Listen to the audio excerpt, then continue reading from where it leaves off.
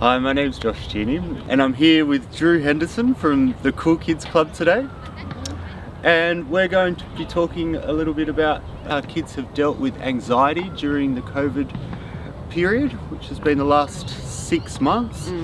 And yeah, we're just here to ask Drew some questions about her experiences during that time with the kids from the Cool Kids Club. What is the age range of like the kids that you work with? Technically, we work with 7 to 13-year-olds. So we transition them into high school from primary school. So once they transition into year 7, they actually become switch leaders and can come on program and be an older teenage role model for the kids in the Cool Kids program, pretty much. So yeah, we did a lot of support with the switch leaders as well during coronavirus, because I think it affected the older kids a bit more as well, or noticeably for them, affected them a bit more. And how did it affect them? I think just like having no sport, no social cohesion. It was a lot of just online, a lot of TikTok, which TikTok has been great this year because it kept a lot of people busy.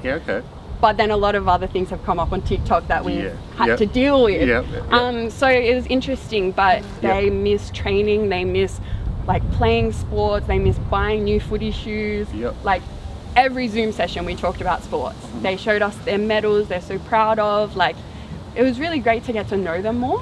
But they missed out on a lot of team sports, which is sad for them. Are there any strategies that you could give of the parents and parents, carers or guardians of the young people? To deal with anxiety. I think that firstly, knowing that kids probably won't identify what they're feeling as anxiety, it's usually comes out as I'm sad, I feel sick, or they get angry, really frustrated at really little things. We've had a lot of parents being like, they're really angry all the time, and it's about knowing that anxiety can come up in different ways for different people. Like most people have anxiety in their life, and maybe how a parent experiences it won't be the same as their child experiences it, but just recognizing that is probably a factor in their behavior, and just offering that support of saying, I hear you and I also feel what you're feeling, and I understand that it's really hard in this time and you're doing your best. Having kids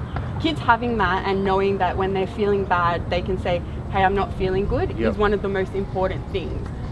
Secondary to that, I would say like just learning really basic ways of getting your kids to breathe through things or de-escalating situations, because I know it's easy, all of us, it's easy when somebody's going off, when you're sharing a room or whatever, it's easy to be like, oh, can you just leave me alone, can you just be quiet, which in coronavirus, no shade to anyone, that's, we all need to be left alone sometimes, but I think when you have the opportunity to just calm somebody down and de-escalate a situation, it really creates a strong response from them to know that they're supported and that they're cared for and know what they're feeling. Like identifying that as, are you worried about this? Are you anxious about this? So that they understand different words for different feelings and maybe they can learn to articulate it a bit more, and therefore we can help a bit more, or as parents or carers or anyone can, do something a little bit different. But I think the first thing is just recognizing that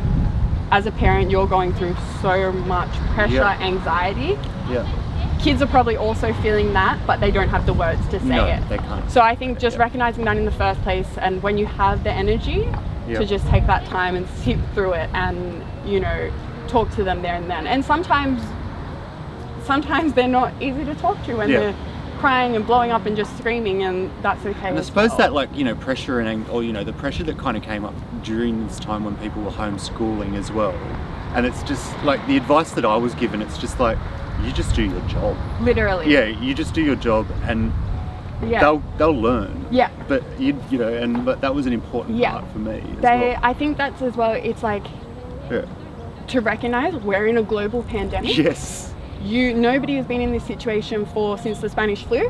Things have changed a lot, and I think it's like, if you're getting through the day, you're doing your best. If you're fed, if you're clean, like you're doing your best as a parent and as a family. And I think that there was real concern about people missing school and stuff, which is important. It is really important, but at the end of the day, mental health and I think like the safety and security of your family ended up trumping that a lot. And that's important, and that's okay. Okay. Like that's, that's really right. normal, Yeah. and that's, you're in a global pandemic. This is not normal times. This is not business as usual. Yep. And you just need to do your best. And we were just trying to support the parents in doing their best, and they did. Yep. They did amazing. That's amazing. Yeah, Yeah, they cool. did great.